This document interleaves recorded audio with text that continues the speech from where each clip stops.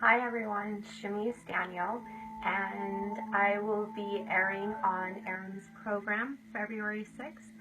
But I see on her page, and I also have many clients that come to me a lot recently asking about entities and how they can protect themselves from them, how they can clear them, and I think, basic understanding of entities and how they affect our lives might be beneficial for everyone. So I'm going to do a little video share. So entities can be a number of different energy forms, but the reason they come into our awareness and into our lives is generally because we're raising our vibration. As we evolve and as we go through ascension, our vibration raises. And as our vibration raises, it's like we're turning on a giant light out in the universe. A giant energetic light bulb comes on. And as we all know, moths and bugs are attracted to light. Well, so are entities and things like that. They're attracted to our light. And they like to interfere with our soul path, our soul purpose, and our mission, because they don't want us to share our light with others and have their lights in turn be turned on as well, because they feed off of lower emotions and lower vibrations. If everybody is in their power and in love, then the vibration of love, then there's less food for them. They don't get to feed, they don't get to cause chaos, they don't get to cause the things that cause us to stay stuck in our lower vibrations. So they get attracted to light workers, to people that are turning on their light and starting to really become empowered in their soul's missions to help others turn on their lights. So they'll come in to hook themselves into any of our lower vibrations we still have in us. And usually when you're going big in life and in your soul mission, fears will start to pop up about rejection, your self-worth, will come into play. You'll start questioning your worthiness to share your message with the world. And they love to hook into that stuff. And as we go bigger and bigger in life and share a message with those around us, it can cause a jealousy in our inner circle of people seeing you really going big and just living in love and doing everything you love every day. And it triggers them because it makes them want to go big. But before they do, they have all of these emotions that are blocking them from going big come up, which jealousy is usually one of them, because they're seeing something in you that they want. So those entities will also hook into people around you that are going through their own purge process as a way to just hook into the whole dynamic that you're creating, the whole big picture you're creating, to try to steer you off path, to cause distraction, procrastination, anything they can do that might make you slow down and not share your light. So that's basically that dynamic. The easiest way to stay out of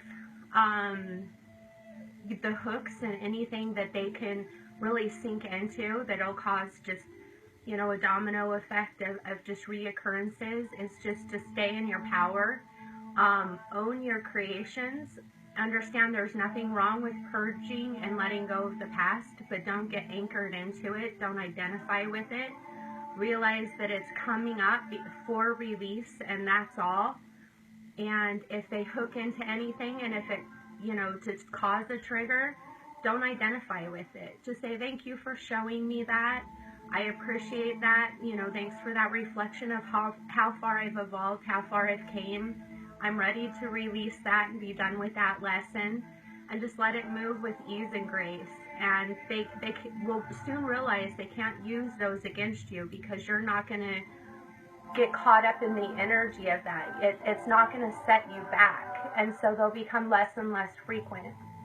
And always remember, you have the power to create a sacred bubble around yourself.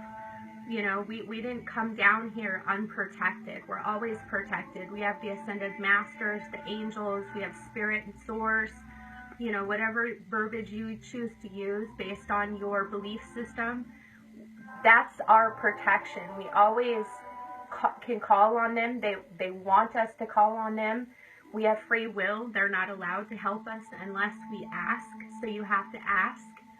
And when you ask and you stay in your power and look at all of your creations and everything that's going on authentically, that creates a protective bubble around you.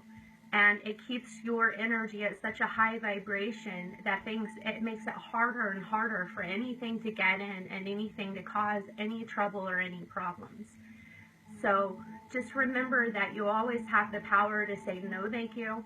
You're not welcome here. You know, this is my personal space. And just own it with authority and know that you don't need something else or anything else to, you know, protect you and guard the gate.